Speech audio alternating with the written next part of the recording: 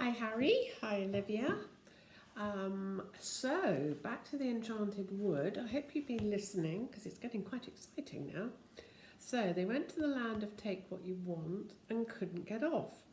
But they found an aeroplane, and do you remember Joe took off in it because he knew how to fly it amazingly. And then he's come back down, he's picked them all up, and they're going to see where they end up. Hopefully, they say, somewhere back near the faraway tree. That's what their plan is. So, here we go. This chapter's called Off to Dame Slap's School. Sounds a bit weird. Joe flew the aeroplane very well indeed. As soon as he was high enough, he pressed the straight-on handle, and the shining aeroplane flew forward. The children leaned over the side to see what they were flying over. They had soon passed the land of Take What You Want and came to a queer, desolate country where no trees or grass grew, and not a house was to be seen. That's the country of loneliness, said Moonface, peering over. Don't land there, Joe. Fly on.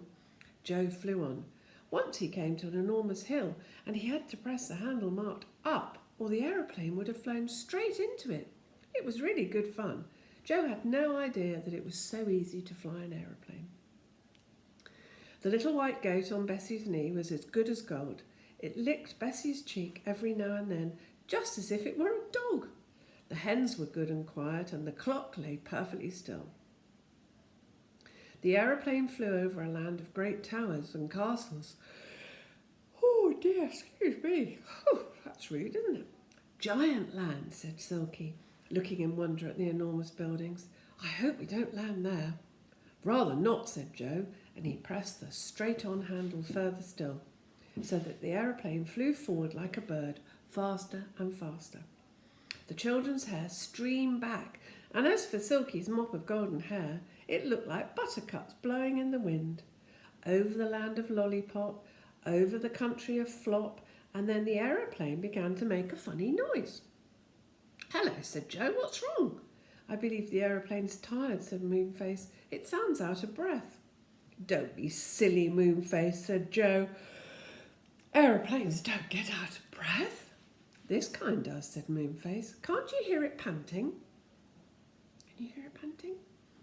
It certainly seemed as if the aeroplane was panting. It went. Hadn't we better go down and give it a rest, said Joe. Yes, said Moonface, peering over the side. It seems safe enough here. I don't know what land it is, but it looks quite ordinary. There's a big green house down below with an enormous garden. Perhaps you could land on that long, smooth lawn, Joe. We shouldn't get bumped then. Right, said Joe, and pressed the handle marked down. And down they went, gliding smoothly. Bump! They reached the grass and ran along on the aeroplane's big wheels. It stopped and everyone got out, glad to stretch their legs. Grandma's done too much walking today, I think. 10 minutes rest and the aeroplane will be ready to go again, said Moonface, patting it. I wonder where we are, said Silky, looking round. Moonface gazed at the big green house in the distance, and then he frowned. Oh my, he groaned. I know whose house it is. It's a school, and it belongs to old Dame Slap. All the wicked pixies and gnomes and fairies are sent there to learn to be better. Let's hope Dame Slap doesn't catch sight of us. Everyone looked nervous. Suddenly down a path came a tall old woman with large spectacles on her long nose and a big bonnet on her hair. Moonface ran to the aeroplane. Quick, he said, it's Dame Slap. But the old lady was up to them before they could escape. Aha, she said, so here is another lot of naughty folk sent for me to cure. Come this way, please. We haven't been sent to you, said Joe. Sorry, we landed here to give our aeroplane a rest. We're on our way home. Naughty boy to tell stories like that, said Dame Slap, and she gave poor Joe a sharp smack that made him jump. Come with me, all of you. There didn't seem anything else to do. Joe, Bessie, Fanny, Moonface, Silky, the white goat and the 7 hens all followed Dame Slap, looking very miserable. The clock wouldn't walk, so Silky had to carry it. Everyone felt hungry. Joe pulled Dame Slap's silk sleeve timidly. "Could we please have something to eat?" he asked. "Tea will be ready in a few minutes," said Dame Slap. "Heads up, everyone. Don't stoop, little girl."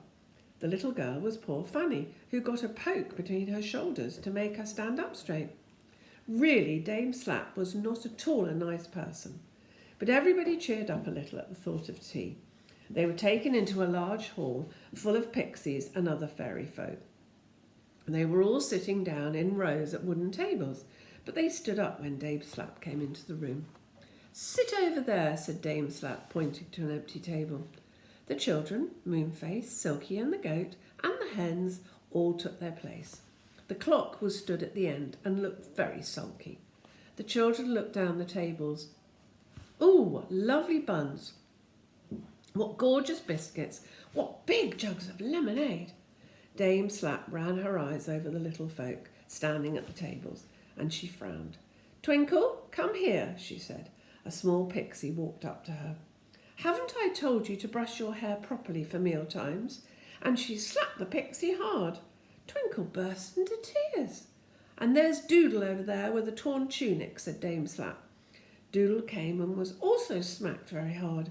Bessie and Fanny felt very nervous and hoped that their hair and hands and dresses were clean and tidy. "Sit," said Dame Slap, and everyone sat down. "Have a bun," said Joe, and passed Bessie and Fanny a plate of delicious-looking buns. But what a shock for them! As soon as the buns touched their plates, they turned into round, hard, stale pieces of bread. The children didn't dare say a word. They saw that the same thing happened to everyone in the room except Dame Slap, who made a marvellous tea of buns, biscuits and pieces of lemon cake.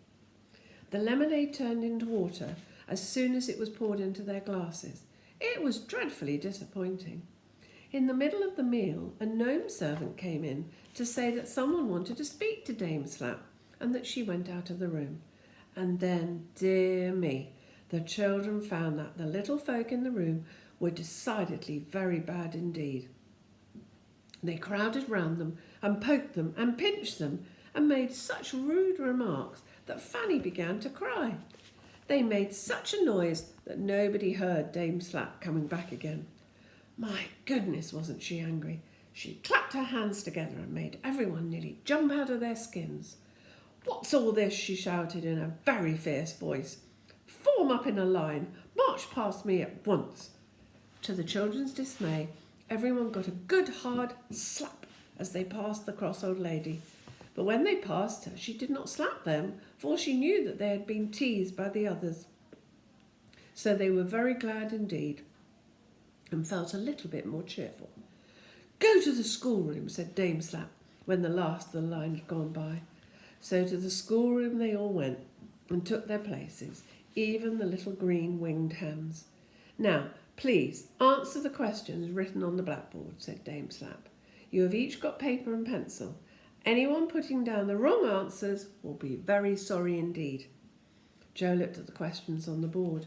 He read them out to the others. "If you take away 3 caterpillars from one bush, how many gooseberries will be left?" "That's a strange one, Harry." "Add a pint of milk to a packet of peas and say what will be left over." "If a train runs at 6 miles an hour and has to pass under 4 tunnels, put down what the guard's mother is likely to have for dinner on Sundays." Everyone gazed at the board in despair. Whatever did the questions mean? "I can't do any," said Moonface in a loud voice. "It's all silly nonsense," said Joe, and he threw down his pencil too. The girls did the same, and Silky tore her paper in half. All the pixies and fairy folk stared at them in great astonishment. "Indeed," said Dame Slap, suddenly looking twice as big as usual. "If that's how you feel, come with me." Nobody wanted to go with her, but they found that they had to, for their legs walked them after Dame Slap without being made to. It was most extraordinary. Dame Slap led them into a small room and pushed them all in. Then she shut the door and turned the key. You will stay there for 3 hours and then I will come and see if you are sorry, she said. This is awful, said Joe. She's no right to keep us here. We don't belong to her silly school. We haven't been naughty. It was just an accident that we came here. Well, what are we going to do now, said Silky, pushing back her lovely hair. It seems as if we'll have to stay here for 3 hours and then say we're sorry and be slapped. I don't like it. Nobody liked it. They all sat on the floor and they all looked angry and miserable. If only they could escape from Dame Slap's silly old school. So, what's going to happen tomorrow? And I think it might have something to do with Silky's clock, because the next chapter's called Silky's Clock is Very Clever. So, that's the end of the Enchanted Wood for today. We're very nearly at the end of the book. This is what we've read this side. This is what we've got left to do. So, tune in tomorrow for the next chapter. Lots of love.